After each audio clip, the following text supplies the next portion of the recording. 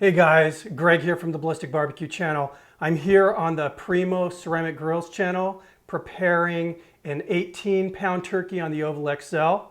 This video recipe is going to include a really good, really simple citrus brine and a citrus herb compound butter. Let's get going. All right, we're going to start this video off with the brine. We're going to start out with 4 cups of orange juice.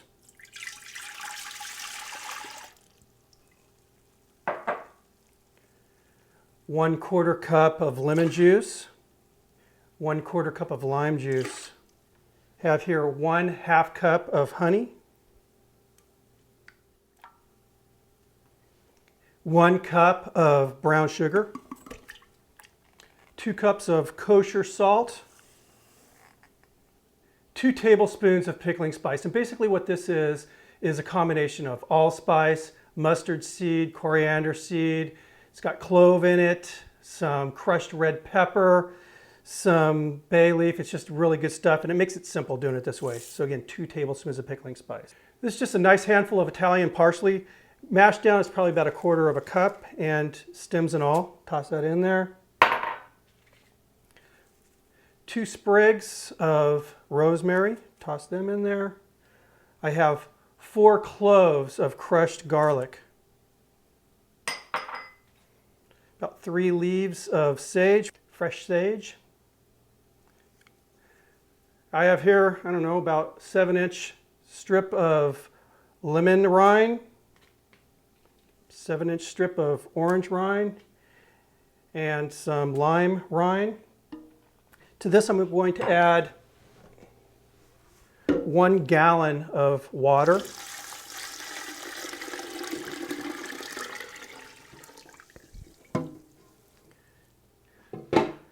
All right, what I'm going to do now is get this on the stove, going to give it a nice little stir. I want to bring this up to a boil, and then I'm going to pull it off of the stove and let it steep for about 45 minutes. Then we'll move on to the next step. All right, we're going to go ahead and get going on that compound butter now. Again, very, very easy, but it's worth the little bit of trouble you have to go through. We're going to start off with 1 1/2 cups of unsalted butter, and this is been softened. Seems like a lot of butter, but we're going to be using this to rub on the outside of the turkey before it goes on the Oval XL, and then also we're going to be basting the turkey during the cook using the same butter. It's going to add a lot of extra flavor here.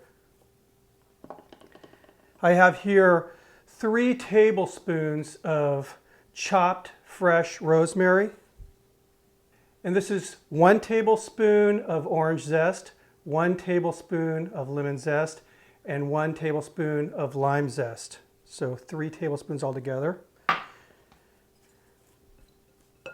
We're going to go ahead and add some kosher salt just to taste. This is again unsalted butter. And some fresh ground pepper.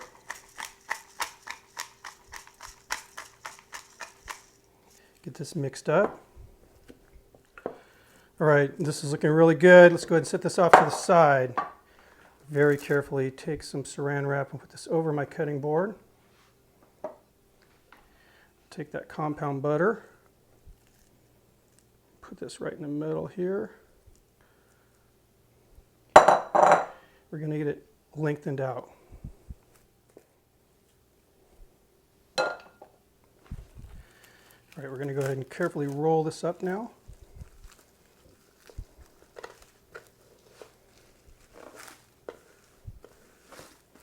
It up, give it a good twist. All right, I'm now going to place this compound butter in the fridge. Okay, so the brine has finished that 45 minutes of steeping. Smells really good.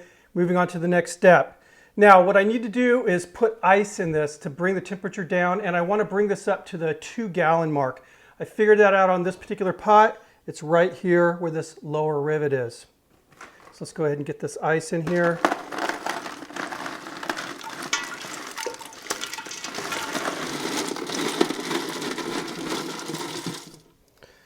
And there we are. Again, so this brought this up to 2 gallons.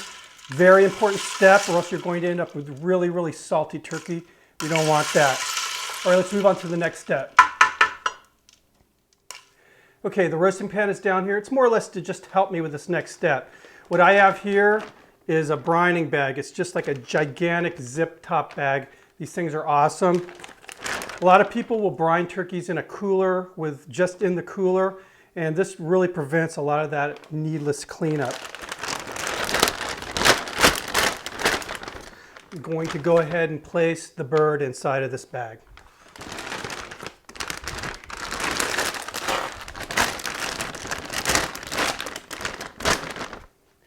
And now we're going to pour the brine into the bag with the bird.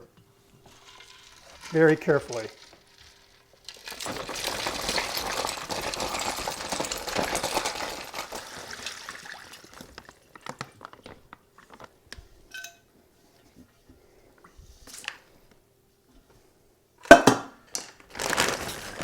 Now we're just going to zip up the bag.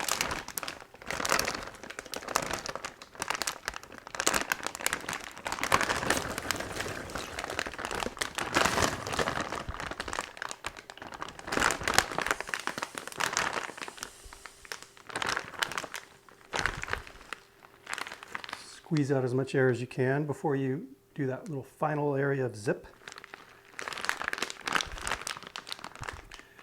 All right, now we have two options at this point. We can carry this roasting pan, put it in the fridge with the bird if you have the room in there. If you don't, you can actually just take this bag, put it in a cooler, zipper side up, and pack it with ice. The main thing is we want to make sure that this bird is stored in an area that's below 40 degrees. That's it. We're going to keep this in the brine. You want it a minimum of 12 hours, up to 24 hours. We're doing this overnight. We're going to be cooking this bird tomorrow morning. See you in a bit.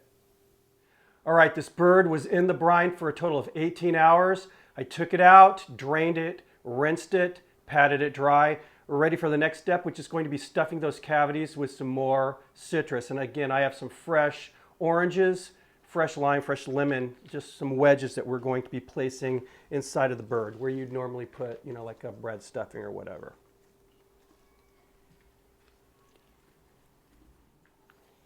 All right, now we're going to truss this bird.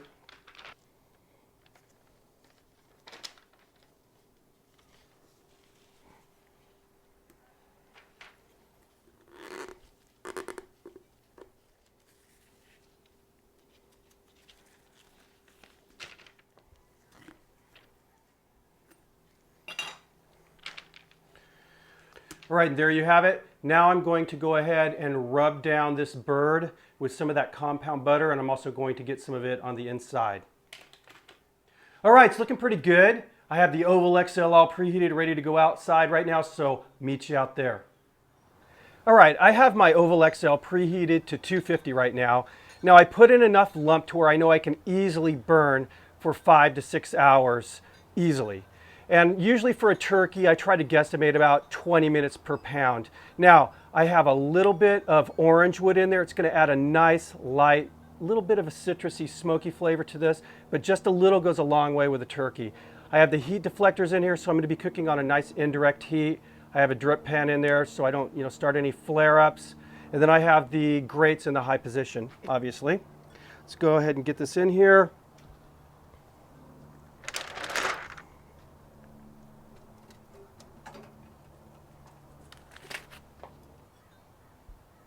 All right, now my plan is to run this at 250 for 2 hours. I'm going to check my turkey after about an hour and probably hit it with some of that compound butter.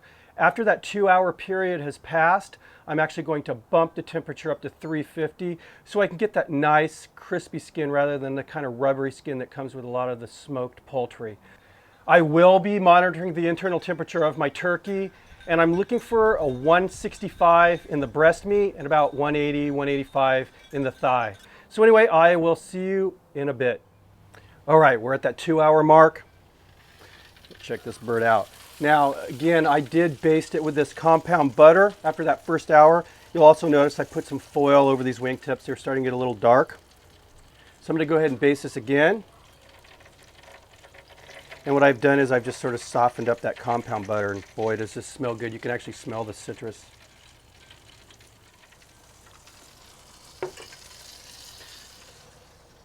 All right, now what I'm going to do is just open these vents a little bit more, and I want to raise that temperature up to 350. And again, I'm going for that more of a crispy, kind of a roasted skin rather than that kind of rubbery smoked skin. I'm going to continue basting this bird every hour with that butter. And if I notice the skin is getting, about where I want it darkness-wise, I'll cover it with foil. I don't want it to get too dark. So, see you in a bit.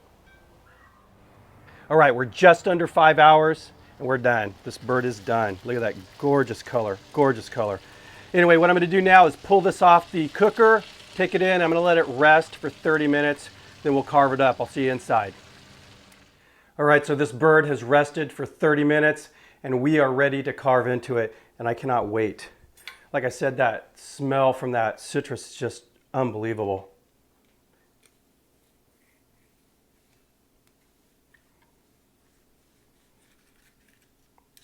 Wow, look at the juices. Oh my gosh.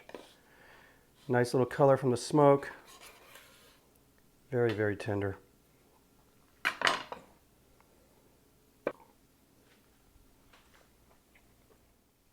Wow, wow. This bird is so moist, so moist. Those nice light smoky tones coming through with that citrus and herbs. It's just perfect. I'm very happy with this. Guys, if you've never brined a turkey, I'm telling you, you owe it to yourself to give it a shot. It always adds so much moisture and a little additional flavor. Once you try it, you'll never go back. I can guarantee you that. Anyway, I hope you enjoyed this recipe. If you did, hit that little like button down there for me. Maybe check out the Primo Ceramic Grill's YouTube channel. Give them a sub. Check them out on Facebook, their website, primogrill.com. Anyway, I will see you on the next video. Cheers.